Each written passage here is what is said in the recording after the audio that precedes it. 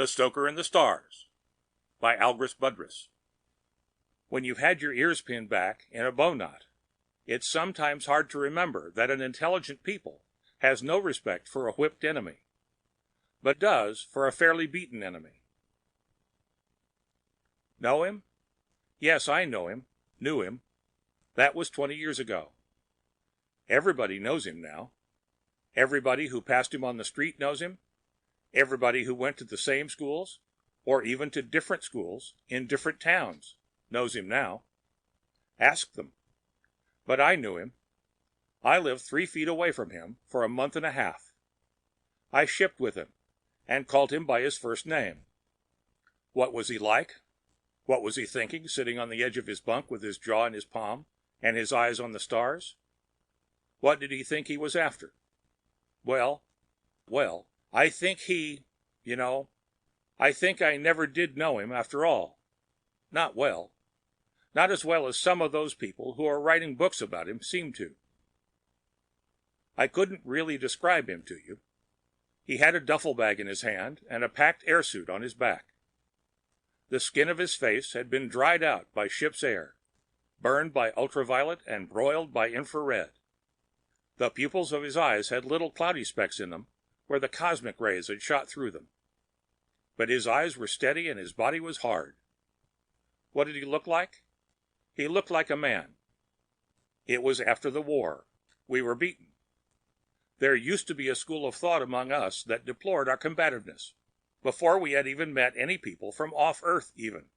You could hear people saying we were the toughest, cruelest life form in the universe, unfit to mingle with the gentler, wiser races in the stars, and a sure bet to steal their galaxy and corrupt it forever. Where these people got their information, I don't know. We were beaten.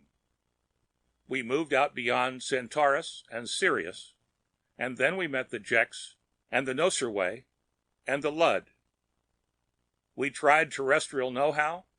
We tried production miracles. We tried patriotism. We tried damming the torpedoes in full speed ahead, and we were smashed back like mayflies in the wind. We died in droves, and we retreated from the guttering fires of a dozen planets. We dug in. We fought through the last ditch. We were dying on Earth itself before Baker mutinied, shot Cope, and surrendered the remainder of the human race to a wiser, gentler race in the stars. That way we lived. That way we were permitted to carry on our little concerns and mind our manners. The Jeks and the Luds and the Nosurweys returned to their own affairs, and we knew they would leave us alone so long as we didn't bother them. We liked it that way. Understand me, we didn't accept it. We didn't knuckle under with a waiting murder in our hearts. We liked it. We were grateful just to be left alone again. We were happy. We hadn't been wiped out like the upstarts the rest of the universe thought us to be. When they let us keep our own solar system and carry on a trickle of trade with the outside, we accepted it for the fantastically generous gift it was. Too many of our best men were dead for us to have any remaining claim on those things in our own right. I know how it was. I was there 20 years ago. I was a little, pudgy man with short breath and a high-pitched voice. I was a typical Earthman. We were out on a godforsaken landing field on Mars, MacReady and I, loading cargo aboard the Centaurus. MacReady was the first officer. I was the second.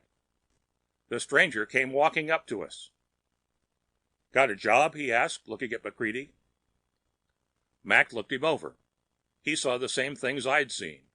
He shook his head. "Not for you. The only thing we're short on is stokers. You wouldn't know. There's no such thing as a stoker anymore with automatic ships." But the stranger knew what Mac meant. Centaurus had what we called an electronic drive. She had to run through an evacuated engine room. The leaking electricity would have broken any stray air down to ozone, which eats metal and rots lungs. So the engine room had the air pumped out of her, and the stokers who tended the dials and set the cathode attitudes had to wear suits, smelling themselves for 12 hours at a time and standing a good chance of being cooked where they sat. when the drive arced. The Centaurus was an ugly old tub. At that, we were the better of the two interstellar freighters the human race had left. "You're bound over the border, aren't you?" MacReady nodded. "That's right, but I'll stoke." MacReady looked over toward me and frowned. I shrugged my shoulders helplessly. I was a little afraid of the stranger, too. The trouble was the look of him.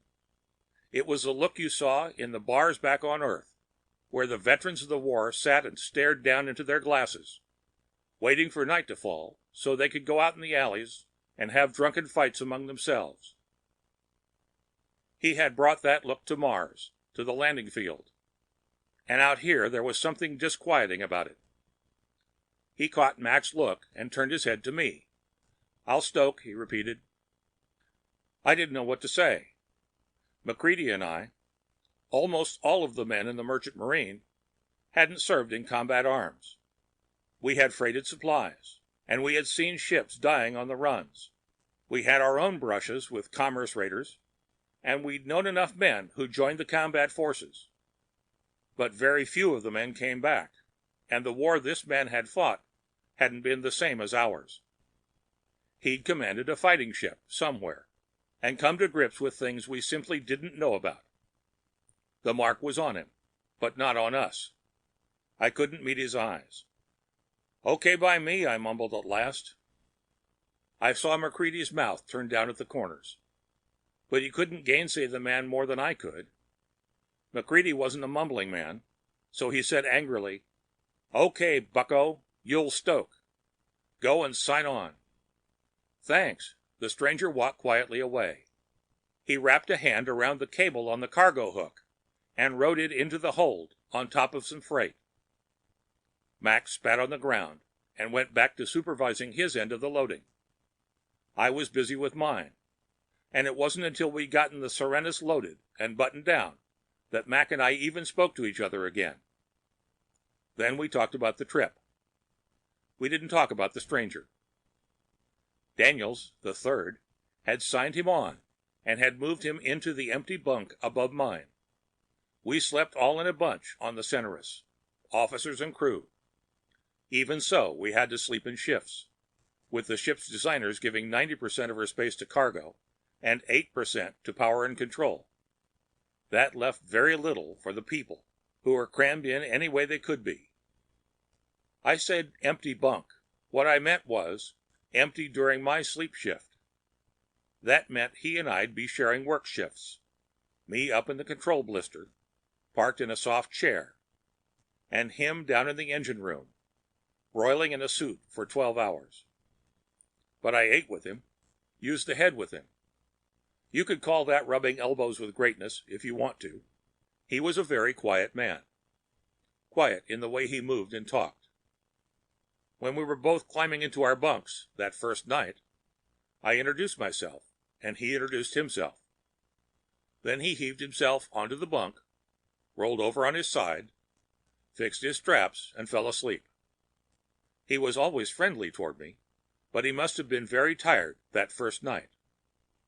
I often wonder what kind of a life he'd lived after the war, what he'd done that made him different from the men who simply grew older in the bars. I wonder now if he really did do anything different. In an odd way, I like to think that one day in a bar, on a day that seemed like all the rest to him when it began, he suddenly looked up with some new thought, put down his glass, and walked straight to the Earth-Mars shuttle field. He might have come from any town on Earth. Don't believe the historians too much. Don't pay too much attention to the Chamber of Commerce plaques. When a man's name becomes public property, strange things happen to the facts. It was MacReady who first found out what he'd done during the war. I've got to explain about MacReady. He takes his opinions fast and strong. He's a good man. Is, or was. I haven't seen him for a long while. But he liked things simple. MacReady said the duffel bag broke loose and floated into the middle of the bunk room during acceleration. He opened it to see whose it was. When he found out, he closed it up and strapped it back into its place at the foot of the stoker's bunk. MacReady was my relief on the bridge. When he came up, he didn't relieve me right away. He stood next to my chair and looked out through the ports. "Captain leave any instructions in the order book?" he asked. "Just the usual. Keep a tight watch and proceed cautiously." "That new stoker?" Mac said. "Yeah." "I knew there was something wrong with him. He's got an old Marine uniform in his duffel." I didn't say anything. Mac glanced over at me. "Well?" "I don't know. I didn't." I couldn't say I was surprised. It had been something like that about the stoker. The mark was on him, as I've said. It was the Marines that did Earth's best dying. It had to be. They were trained to be the best we had, and they believed in their training. They were the ones who slashed back the deepest when the other side hit us. They were the ones who sallied out in the doomed spaces between the stars and took the war to the other side as well as any human force could ever hope to. They were always the last to leave an abandoned position. If Earth had been giving medals to members of her forces in the war, every man in the Corps would have had a Medal of Honor 2 or 3 times over. Posthumously. I don't believe there were 10 of them alive when Cope was shot. Cope was one of them. They were the kind of human beings neither MacReady nor I could hope to understand. "You don't know," Max said. "It's there in his duffel. Damn it. We're going to be out to trade with his sworn enemies. Why do you suppose he's so eager to go? You think he's going to try to start something?" "Think? That's exactly what he's going to do. One last big alley fight. One last brawl. When they cut him down, do you suppose they'll stop with him? They'll kill us, and then they'll go in and stamp Earth flat. You know it as well as I do." "I don't know, Mac," I said. "Go easy." I could feel the knots in my stomach. I didn't want any trouble. Not from the stoker, not from Mac. None of us wanted trouble, not even Mac. But he'd cause it to get rid of it, if you follow what I mean about his kind of man. Mac hit the viewport with his fist. "Easy, easy. Nothing's easy. I hate this life," he said in a murderous voice. "I don't know why I keep signing on. Mars to Centaurus and back and forth, in this old rust tub that's going to blow herself up one of these. Daniels called me on the phone from communications. 'Turn up your intercom volume,' he said. 'Stoker's jamming the circuit.' I kicked the selector switch over, and this is what I got. So there we were, 1,000,000 miles per, and the air was getting thick, and the skipper said, 'Cheer up, brave boys, we'll—' He was singing. He had a terrible voice, but he could carry a tune, and he was hammering it out at the top of his lungs. ''Twas the last cruise of the Venus, by God you should have seen us. The pipes were full of whiskey, and just to make things risky, the jets were—' The crew were chuckling in their own chest phones. I could hear Daniels trying to cut him off, but he kept going. I started laughing myself. No one's supposed to jam an intercom, but it made the crew feel good. When the crew feels good, the ship runs right. And it had been a long time since they'd been happy. He went on for another 20 minutes. Then his voice thinned out, and I heard him cough a little. 'Daniels,' he said, 'get a relief down here for me. Jump to it.' He said the last part in a master's voice. Daniels didn't ask questions. He sent a man on his way down. He'd been singing, the stoker had. He'd been singing while he worked with one arm dead, one sleeve ripped open and badly patched because the fabric was slippery with blood. There'd been a flashover in the drivers. By the time his relief got down there, he had the insulation back on, and the driver was purring along the way it should have been. It hadn't even missed a beat. He went down to sickbay, got the arm wrapped, and would have gone back on shift if Daniels had let him. Those of us going off shift found him toying with the theremin in the mess compartment. He didn't know how to play it, and it sounded like a dog howling. 'Sing, will you?' somebody yelled. He grinned and went back to the good ship Venus. It wasn't good, but it was loud. From that we went to Stairways, Fairways, and Barways, and the Free Fall song. Someone started I Left Her Behind for You, and that got us off into sentimental things, the way these sessions would sometimes wind up when spacemen were far from home. But not since the war, we all seemed to realize together. We stopped and looked at each other, and we all began to drift out of the mess compartment. And maybe it got to him too. It may explain something. He and I were the last ones to leave. We went to the bunk room, and he stopped in the middle of taking off his shirt. He stood there, looking out of the porthole, and forgot I was there. I heard him reciting something softly under his breath, and I stepped a little closer. This was what it was.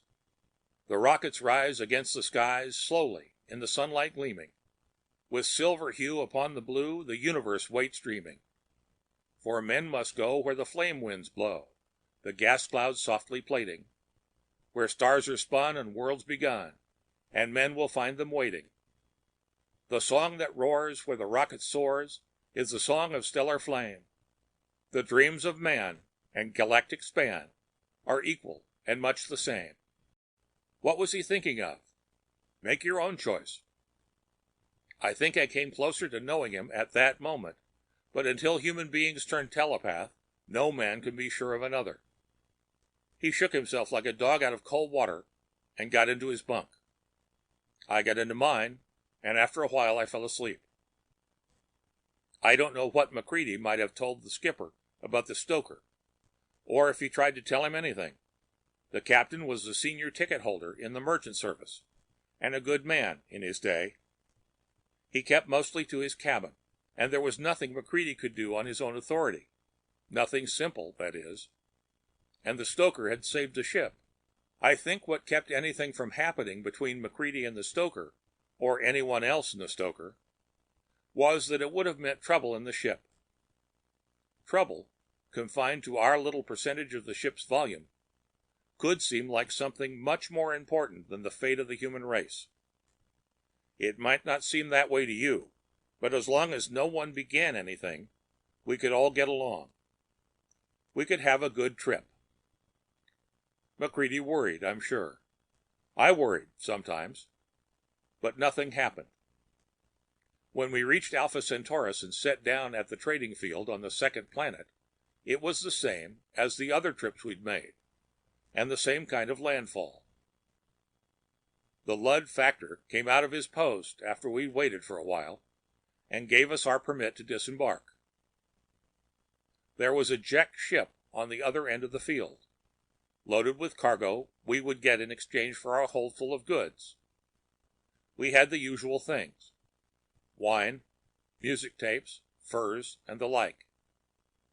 The Jeks had been giving us light machinery lately. Probably we'd get 2 or 3 more loads, and then they'd begin giving us something else. But I found that this trip wasn't quite the same. I found myself looking at the factor's post, and I realized for the first time that the Lud hadn't built it. It was left over from the old colonial human government. And the city on the horizon? Men had built it. The touch of our architecture was on every building. I wondered why it never occurred to me that this was so. It made the landfall different from all others, somehow. It gave a new face to the entire planet. Mac and I and some of the other crewmen went down on the field to handle the unloading. Jeks on self-propelled cargo lifts jockeyed among us, scooping up loads as we unhooked the slings, bringing cases of machinery from their own ship. They sat atop their vehicles, lean and aloof, dashing in, whirling, shooting across the field to their own ship, and back like wild horsemen on the plains of Earth, paying us no notice. We were almost through when Mac suddenly grabbed my arm. Look! The Stoker was coming down on one of the cargo slings. He stood upright, his booted feet planted wide, one arm curled up over his head and around the hoist cable. He was in his dusty brown Marine uniform, the scarlet collar tabs bright as blood at his throat, his major's insignia glittering on his shoulders, the battle stripes on his sleeves. The Jeks stopped their lifts. They knew that uniform. They sat up in their saddles and watched him come down. When the sling touched the ground, he jumped off quietly and walked toward the nearest Jek. They all followed him with their eyes. "We've got to stop him," Max said, and both of us started toward him. His hands were both in plain sight, one holding his duffel bag, which was swelled out with the bulk of his airsuit. He wasn't carrying a weapon of any kind. He was walking casually, taking his time. Mac and I had almost reached him when a Jek with insignia on his coveralls suddenly jumped down from his lift and came forward to meet him. It was an odd thing to see, the stoker and the Jek who did not stand as tall. MacReady and I stepped back. The Jek was coal black, his scales glittering in the cold sunlight, his hatchet face inscrutable. He stopped when the stoker was a few paces away. The stoker stopped too. All the Jeks were watching him and paying no attention to anything else. The field might as well have been empty except for those two. "They'll kill him. They'll kill him right now," MacReady whispered. "They ought to have. If I'd been a Jek, I would have thought that uniform was a death warrant." But the Jek spoke to him. "Are you entitled to wear that?" "I was at this planet in '39. I was closer to your home world the year before that," the stoker said. "I was captain of a destroyer. If I'd had a cruiser's range, I would have reached it." He looked at the Jek. "Where were you?" "I was here when you were." "I want to speak to your ship's captain." "All right, I'll drive you over." The stoker nodded, and they walked over to his vehicle together. They drove away toward the Jek ship. "All right, let's get back to work," another Jek said to MacReady and myself, and we went back to unloading cargo. The stoker came back to our ship that night without his duffel bag. He found me and said, "I'm signed off the ship. Going with the Jeks." MacReady was with me. He said loudly, "What do you mean you're going with the Jeks?" "I signed onto their ship," the stoker said, "stoking. They've got a micronuclear drive. It's been a while since I worked with one, but I think I can make out all right, even with the screwball way they've got it set up." "Huh?" The stoker shrugged. "Ships are ships and physics is physics, no matter where you go. I'll make out. What kind of a deal did you make with them? What do you think you're up to?" The stoker shook his head. "No deal. I signed on as a crewman. I'll do a crewman's work for a crewman's wage. I thought I'd wander around a while. It ought to be interesting," he said. "On a Jek ship?" "Anybody's ship. When I get to their homeworld, I'll probably ship out with some people from further on. Why not? It's honest work." MacReady had no answer to that. "But," I said. "What?" He looked at me as if he couldn't understand what might be bothering me, but I think perhaps he could. "Nothing," I said, and that was that, except MacReady was always a sourer man from that time up to as long as I knew him afterwards. We took off in the morning. The stoker had already left on the Jek ship, and it turned out he'd trained an apprentice boy to take his place. It was strange how things became different for us little by little after that. It was never anything you could put your finger on, but the Jeks began taking more goods and giving us things we needed when we told them we wanted them. After a while, Cinerus was going a little deeper into Jek territory, and when she wore out, the two replacements led us trade with the Lud, too. Then it was the Nosurwey and other people beyond them, and things just got better for us somehow. I heard about our stoker occasionally. He shipped with the Lud and the Nosurwey and some people beyond them, getting along, going to all kinds of places. Pay no attention to the precise red lines you see on star maps. Nobody knows exactly what path he wandered from people to people. Nobody could. He just kept signing on with whatever ship was going deeper into the galaxy, going further and further. He messed with green shipmates and blue ones. 1 and 2 and 3 heads, tails, 6 legs. After all, ships are ships, and they've all got to have something to push them along. If a man knows his business, why not? A man can live on all kinds of food if he wants to get used to it, and any non-toxic atmosphere will do as long as there's enough oxygen in it. I don't know what he did to make things so much better for us. I don't know if he did anything but stoke their ships, and, I suppose, fix them when they were in trouble. I wonder if he sang dirty songs in the bad voice of his to people who couldn't possibly understand what the songs were about. All I know is, for some reason, those people slowly began treating us with respect. We changed too, I think. I'm not the same man I was, I think. Not altogether the same. I'm a captain now, with a master's papers, and you won't find me in my cabin very often. There's a kind of a joy in standing on a bridge, looking out at the stars you're moving toward. I wonder if it mightn't have kept my old captain out of that place he died in, finally, if he'd tried it. So I don't know. The older I get, the less I know. The thing people remember the Stoker for, the thing that makes him famous, and I think annoys him, I'm fairly sure is only incidental to what he really did, if he did anything, if he meant to. I wish I could be sure of the exact answer he found in the bottom of that last glass at the bar, before he worked his passage to Mars and the Centaurus and began it all. So I can't say what he ought to be famous for. But I suppose it's enough to know for sure that he was the first living being ever to travel all the way around the galaxy. The End of The Stoker and the Stars by Algis Budrys. Written as John A. Sentry.